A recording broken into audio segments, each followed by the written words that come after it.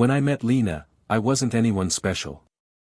Just a third-string wide receiver at a Division II school, trying to keep up with scholarship athletes and hoping for a shot at something bigger.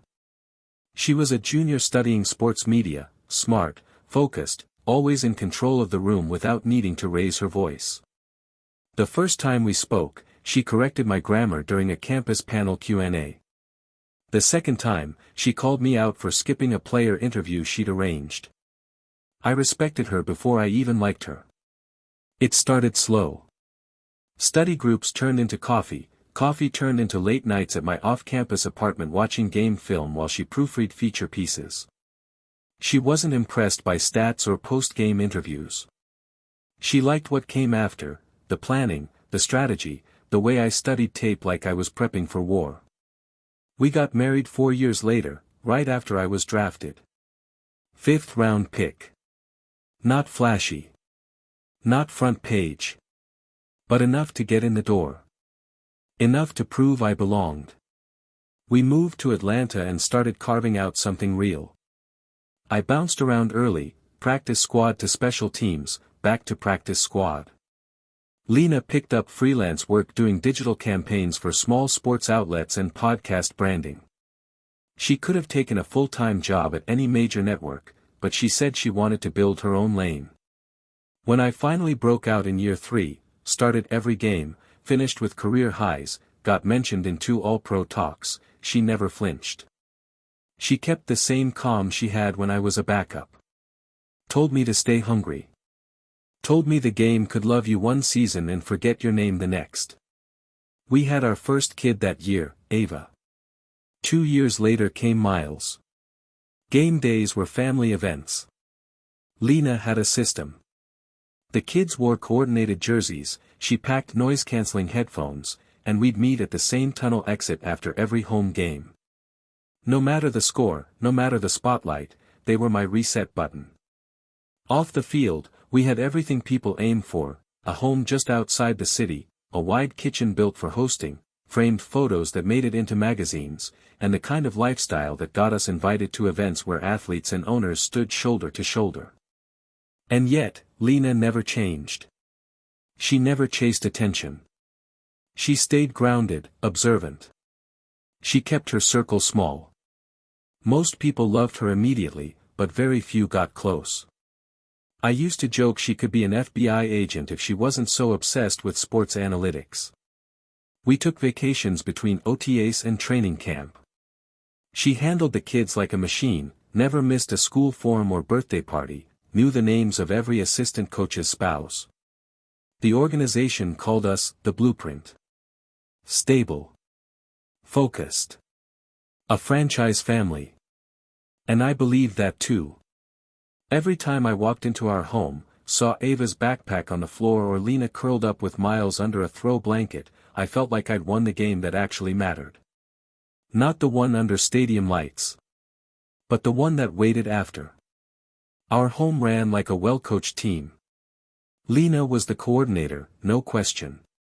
She never raised her voice, but everything clicked under her direction. She knew where the kids' jackets were without looking, remembered school picture days even when I forgot what month it was, and always kept one step ahead of any crisis, from scheduling to snacks to emotional meltdowns. She didn't just parent, she designed a system that worked. Sunday mornings were sacred. No phone calls, no errands. I made pancakes, the kids picked the playlist, and Lena stayed in her robe longer than she ever did during the week. It was the one part of our schedule we never touched. Even in the thick of the season, she'd wait until I walked through the door late Saturday night or early Sunday morning so we could all sit down together. We lived in Buckhead, a gated home with clean white walls, big windows, and a backyard the kids had basically turned into a jungle gym.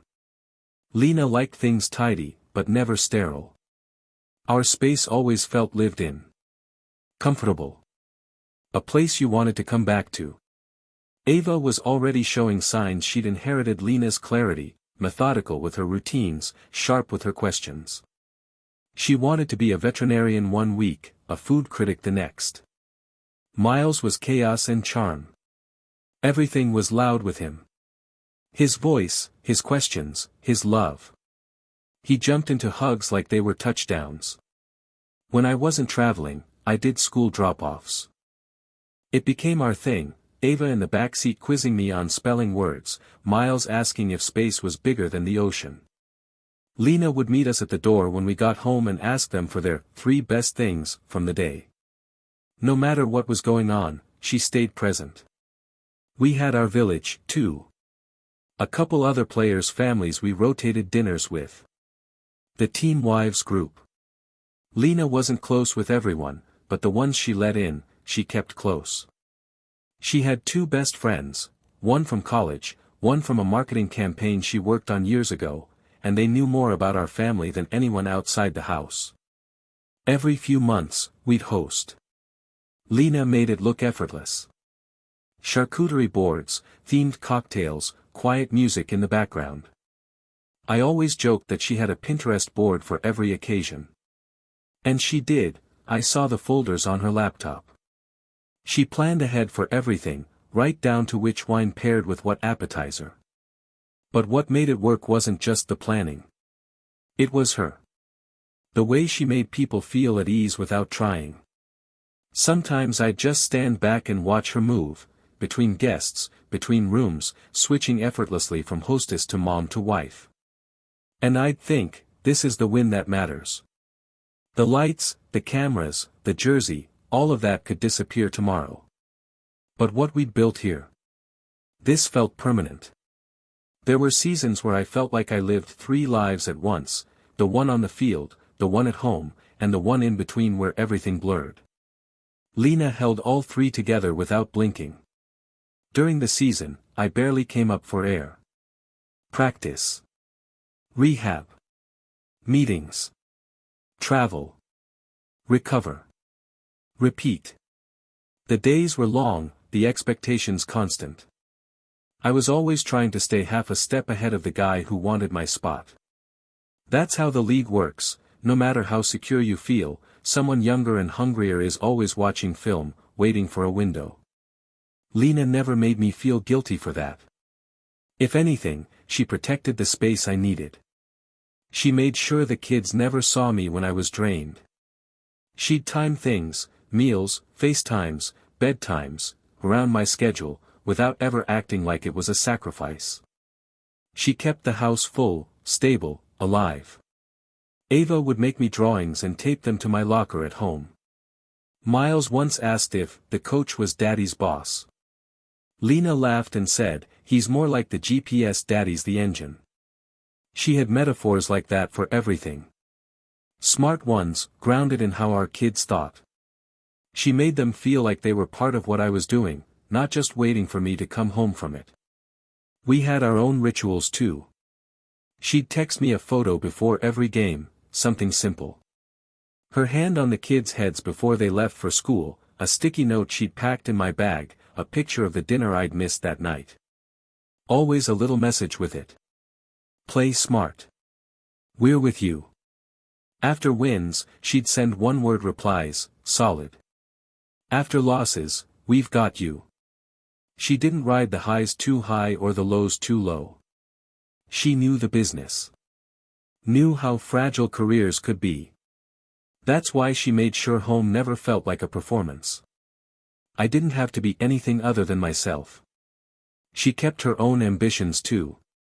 She started a boutique marketing firm 2 years ago, mostly sports-adjacent clients, some apparel, some events. She never made a big deal about it, but it grew fast. I'd catch her in the office after bedtime, sketching out concepts, designing pitch decks, cross-checking influencer engagement numbers. She never asked me to promote her stuff either. Said she wanted the success to stand on its own. I respected that. She worked like she was proving something, not to me, but to herself. And we made time for each other. It would have been easy not to. Between my schedule and hers, we could have just passed like business partners trading off house duties and calendar management. But Lena would shut her laptop at 9:30 sharp most nights, pour us both a glass of wine, and curl up next to me on the couch. We talked. Laughed.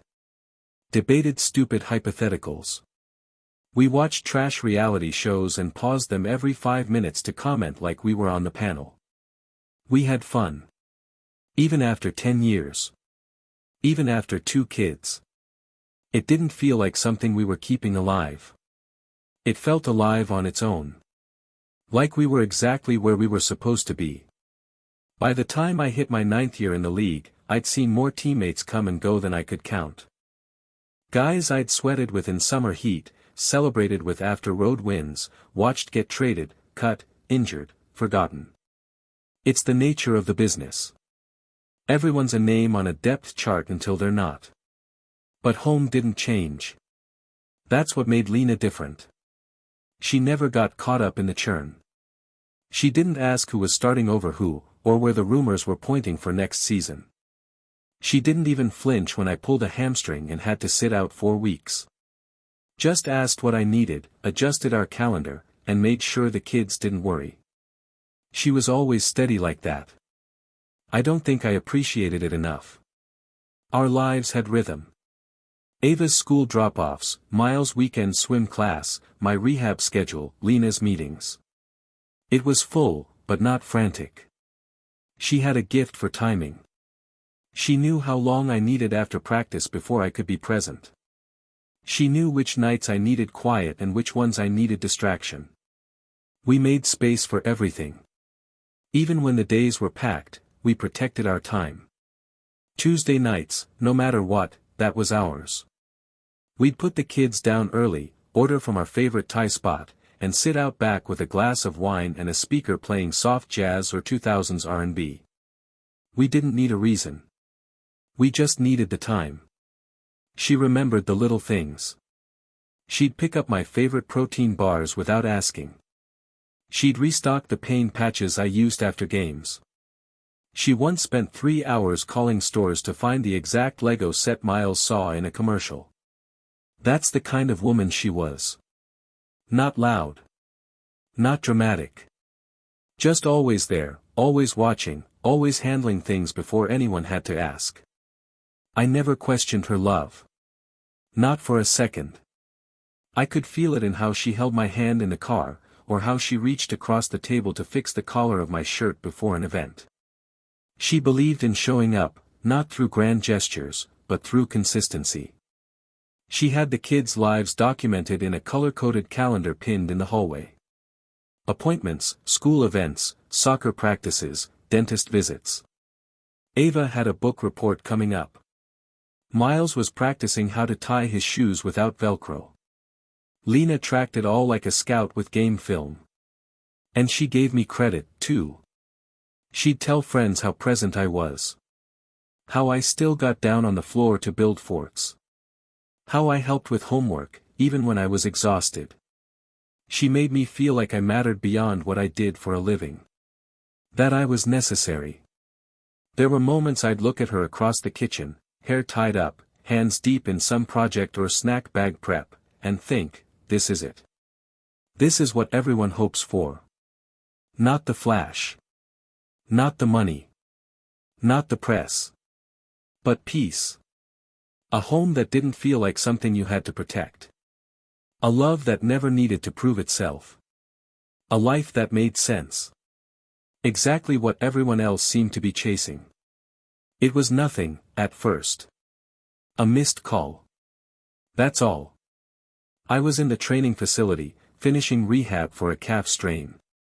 When I checked my phone, I saw a single call from Lena around noon, no voicemail. I called her back during my break, straight to voicemail. Tried again an hour later. Same thing. By the time I got home that evening, she was in the kitchen, hair still slightly damp from a shower, phone on the counter. She was chopping vegetables like any other night. Miles sat at the island with crayons, Ava on the couch reading out loud to herself. Hey, I said, dropping my bag. You called earlier? She paused just long enough to register. Oh, she said, yeah. It was nothing. I figured it out. I didn't push. She kissed me on the cheek, asked if I could help set the table. Still, Something about the pause stayed with me. I'd never had to ask her twice before. She always told me exactly why she called, even if it was just to ask what kind of juice the kids wanted. Later that night, I saw her phone screen light up while she was brushing her teeth. It was face down on the nightstand, so I couldn't see the name. When she walked out of the bathroom, she picked it up, glanced at it, and flipped it again, screen down. That was new. I didn't say anything. I didn't want to be that guy. The one who reads into every glance or message.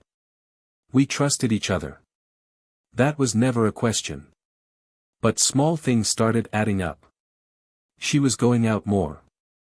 Not often, maybe once or twice a week, but enough that I noticed.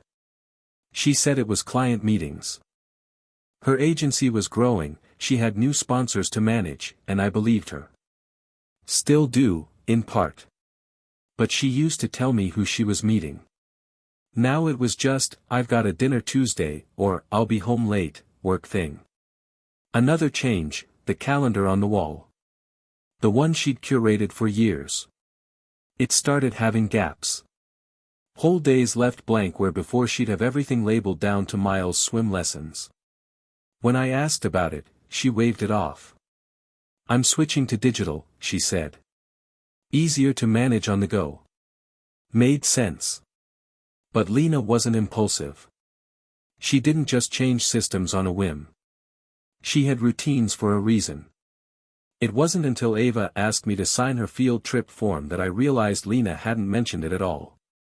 She always flagged that kind of stuff. Color-coded folders, pre-labeled lunch bags, extra sunscreen in a side pocket. That morning, she hadn't even packed Ava's bag. I told myself it was stress. Her work was demanding. The kids were getting older. Things slipped through the cracks. But I started to watch her more closely. Not suspiciously. Just, attentively. Her smile was still there. Her touch was still warm. But sometimes her focus wasn't. I'd talk, and she'd blink like she hadn't caught the last part. Her replies were softer, sometimes delayed. Like her mind was buffering. She wasn't pulling away. But she was drifting. And I couldn't tell if I was imagining it. Or finally starting to see it. I started waking up before her. Not on purpose, not exactly. It was more like my body had started running defense against something my mind hadn't caught up to.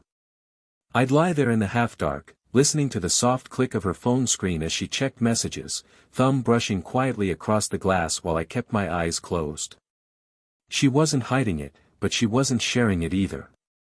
A few times, she slipped out of bed early and I'd hear her voice low from the hallway, maybe the laundry room. Once I got up and found her standing by the sink, phone still pressed to her ear, nodding to herself even though no one could see her. I asked who it was. Client stuff, she said, too fast. Time zones are a nightmare lately. It made sense. Her work had picked up. She'd signed 2 new partnerships, had even been invited to speak at a branding summit in Austin. I was proud of her. Truly. But pride doesn't cancel out intuition. That weekend, we were invited to a team dinner, players, families, staff. Usually, Lena was the one reminding me to RSVP, making sure we brought a bottle of wine or at least showed up on time. This time, I mentioned it 3 times before she added it to her calendar. Even then, she hesitated. I might have a conflict, she said. With? She paused. One of the sponsors might be flying in. On a Saturday night? She gave a light shrug, like she knew it didn't quite land but didn't want to lie. Tentative. She came with me anyway. She looked perfect, black dress, hair down, earrings I hadn't seen in a while. She smiled at all the right people, asked the head coach about his daughter's college applications, laughed at my position coach's terrible stories. But something was off. She wasn't beside me, not really. She floated through the evening like someone watching themselves on tape. At one point, I saw her step out onto the balcony alone. I gave it a few minutes before following. She was scrolling her phone, thumb flying like she was trying to finish a conversation before I got close. When she looked up, her smile flickered, just for a second. "Everything okay?" I asked. "Yeah. Just checking in with Ava's sitter. She had a nosebleed earlier. She's fine." "Yeah. All good." I nodded, but something about the timing didn't sit right. Ava hadn't mentioned it when I kissed her goodnight. And Lena usually didn't wait hours to tell me if something had happened with the kids. The next day, I checked the family tablet we kept in the kitchen, the one with synced messages for babysitters, emergency contacts, the usual. There was no message about a nosebleed. No text. No call log. Maybe she'd used her personal phone. Maybe it slipped through. But Lena didn't forget to document things. She lived by lists and receipts. I found myself doing things I never did before. Not spying, just noticing. Double-checking. Listening between words. And the more I listened, the more quiet gaps I found. I couldn't point to one big thing. No scandal. No broken trust. No red flag waving in my face. But it was all around me. In the pauses. The missed beats. The edits she made to her own story mid-sentence. I wanted to believe it was nothing. But when the ground shifts beneath you, even subtly, you feel it in your knees before your eyes catch up. There's a look people give you when they're halfway out the door but haven't told you yet. It's not cold. It's not angry. It's just distant. As if they're already living in a space you're not part of, and they haven't figured out how to bring you the news. That's the look I started seeing in Lena. Not always. Not when the kids were around, or when we had people over. But when it was just us, the quiet in-between moments, her attention would drift. She'd zone out mid-conversation. Smile like she heard me, but not fully. Like she was running two programs and I was on the background channel. I started keeping track. Not in a notebook or anything. Just mental markers. Like the night I came home from film study and she wasn't there. No text. No note. Her car gone, her phone going straight to voicemail. When she came in around midnight, she said she'd lost track of time catching up with an old colleague, one she hadn't mentioned in years. I nodded. Let it go. But the next day, her calendar showed team strategy call for the exact window she'd been out. Another night, she was folding laundry when her phone rang. She looked at the screen and didn't answer. Just turned the ringer off and kept folding like it hadn't happened. When I asked who it was, she said, "Wrong number," and changed the subject. These weren't smoking guns. But they weren't nothing. I started feeling like a guest in my own marriage. Like I was walking into a room that had already decided what I didn't know. She didn't stop being kind. She didn't pull away physically. She still kissed me goodnight, still texted me small reminders during the day. But something had shifted. And that kind of shift doesn't happen on accident. I tried to get ahead of it. One night after we put the kids down, I sat beside her on the couch and asked, "Are we good?" She blinked. "What do you mean?" "You've been somewhere else lately." She stared at me for a second longer than she should have. Then she leaned in, put her hand on my leg, and said, "I've just got a lot going on. Work's been insane. You know that." I nodded, because I did know that. But the problem wasn't the answer, it was how well she'd prepared it. It landed too smoothly. No hesitation, no searching. Just ready. Like she knew the question was coming. That was when it really hit me, she wasn't stumbling through stress or distraction. She was managing it. Managing me. Like I was a part of her life she needed to keep level while the rest of it shifted somewhere else. And I started wondering, what else was she managing? That week, I came back from practice and found Miles watching TV alone. I asked where his mom was, and he said, "She went out with her friend. She said not to tell you." He said it casually. Like he'd been coached. When she came home, I didn't mention it. I didn't ask who the friend was. Or where they went. Or why she felt the need to keep it from me. Because I already knew something was coming. And whatever it was, it wasn't going to be small.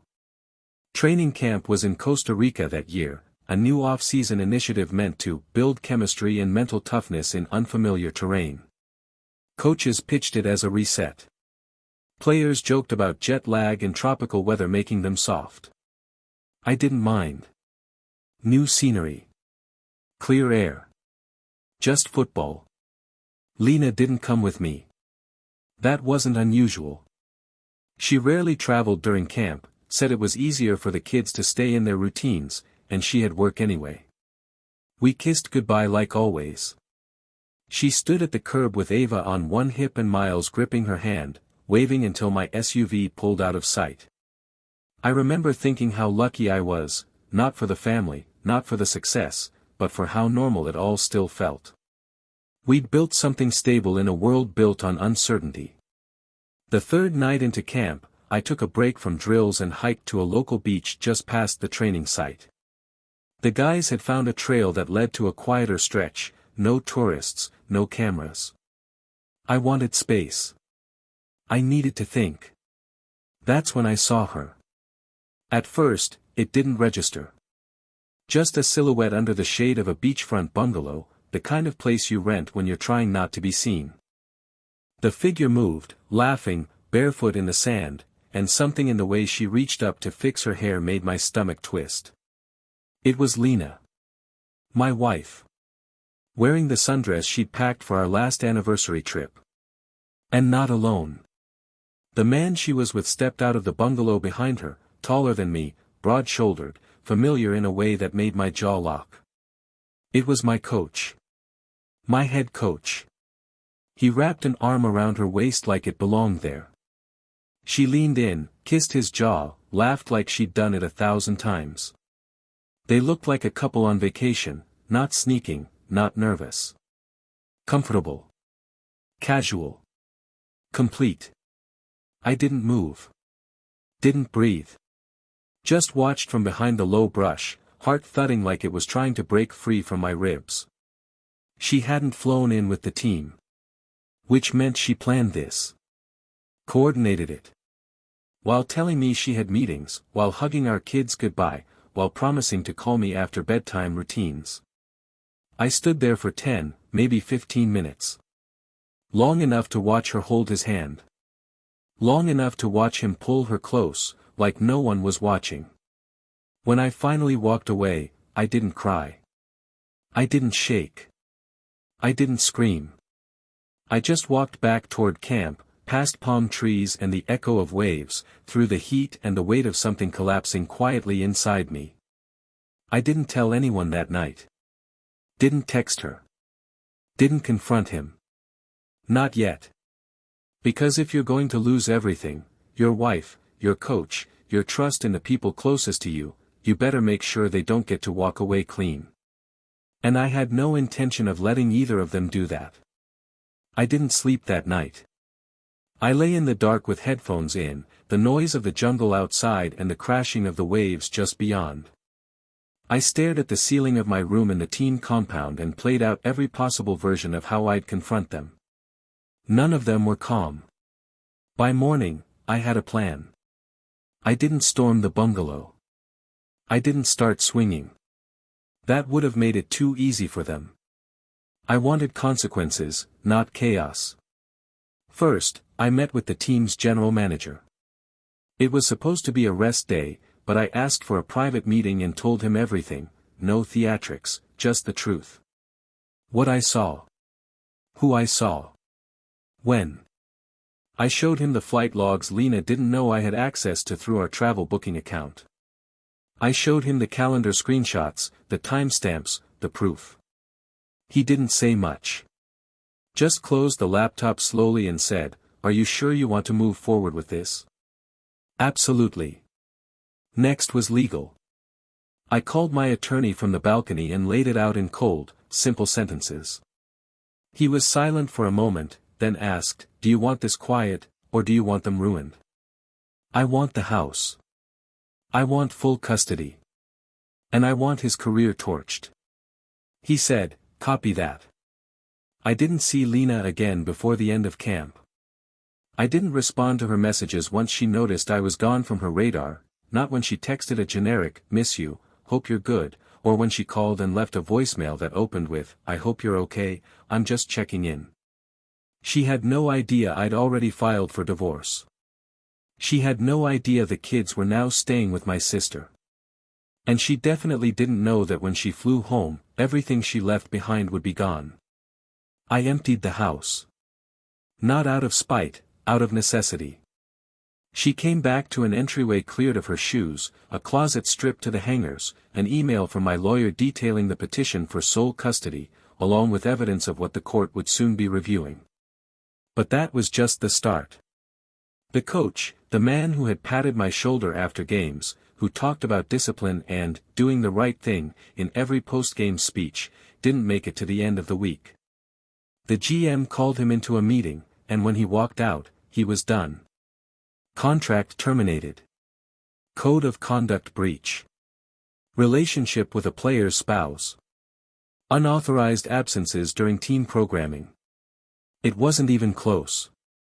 But that wasn't the end of him either. Our legal team, sharp, ruthless, went digging. Turns out he hadn't just broken team protocol. He'd misreported personal income for years. Unclaimed side revenue from youth camps, false deductions, cash honorariums. It was all there. The IRS got the file by Monday.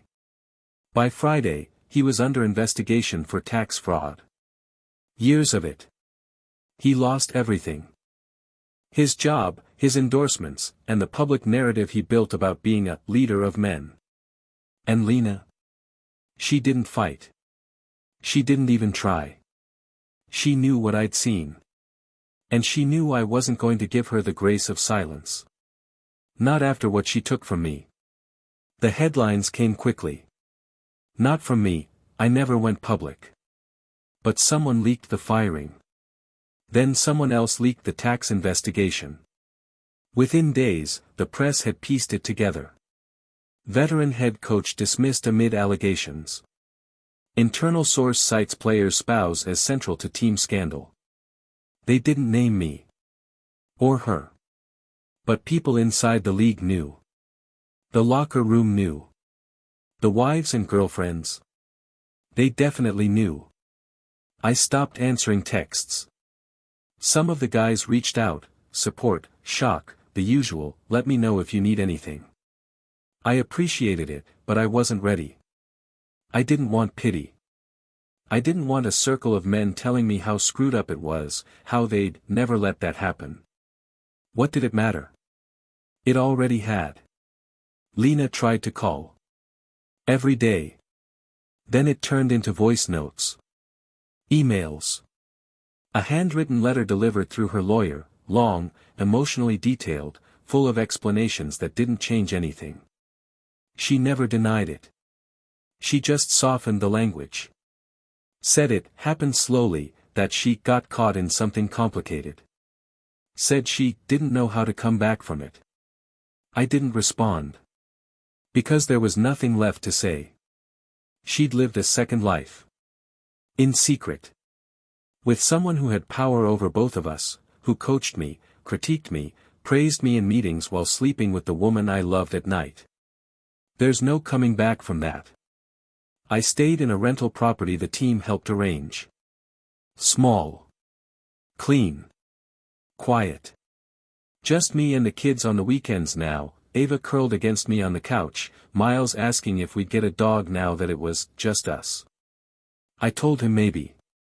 Not now. Lena saw them once, supervised, part of the preliminary custody agreement. She didn't cry in front of them. She didn't try to explain. She just held their hands too tightly and stared at me when she thought I wasn't looking. I didn't stare back. I was already somewhere else. Not in a dramatic way. Not in rage. Just, gone. The coach's house went up for sale a week after the news broke. No takers. His social media disappeared. So did his speaking engagements. So did his consulting gigs. Tax attorneys lined up to carve up what was left of his credibility. I didn't need to press charges. The government would handle that part for me. I focused on the routine. Workouts. Nutrition. Physical therapy. A new playbook. The off-season program, revised. A meeting with the new interim coach, awkward but brief.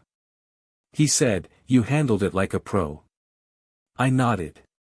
Didn't tell him I wasn't handling anything. I was surviving. The house Lena once filled was now quiet. But for the first time in months, the silence wasn't suspicious. It was peaceful. I found myself making breakfast for the kids without triple-checking the time. I slept through the night. I didn't flinch when my phone buzzed. And I stopped wondering what story was being told in the background of my life. There were no more stories. Just the truth. And the slow, steady work of rebuilding from it. It's been 6 months. The headlines have faded. The coach pled guilty to tax fraud and took a deal, house arrest, fines, professional ruin. He won't coach again. He won't even show his face in public for a long time, if ever. Lena's been quiet. After the divorce was finalized, the supervised visits turned into short, monitored weekends. No overnights. No spontaneous pickups. She tried to push for mediation at first, but my legal team had already locked the doors before she knocked. The evidence was too clean. The betrayal too public. She knew better than to fight it. The kids adjusted faster than I expected. Ava stopped asking where Mom was after the second month. Miles only brings her up when we pass the old neighborhood. I never speak badly about her to them. They'll ask questions someday, and I'll answer honestly when they do. But for now, I let them love her in whatever shape they still can. They have stability here. They have me. I hired a live-in assistant, not a nanny, not exactly, someone who helps manage school pickups, meals, and logistics when I'm on the road. She's calm, warm, never intrusive. The kids trust her. I do too. The house feels different now. Not haunted. Not broken. Just, real. I got rid of anything Lena picked. The furniture. The paintings. The monogrammed towels. Even the wine glasses she insisted on from that one boutique in Napa. Gone. Replaced with things that don't whisper when I walk past them. People keep asking if I'm dating again. I'm not. I'm not closed off, either. I've had conversations, shared a few drinks, even had one almost something that fizzled out before it really began. But I'm not chasing anything. I'm building. Not just a life. A mindset. The kind of mindset that doesn't bend itself around someone else's secrecy. That doesn't ignore its own instincts in the name of keeping the peace. I know what I want now. Not just loyalty. Clarity. Presence. Someone who speaks plainly, laughs fully, and shows up even when no one's watching. I started journaling again.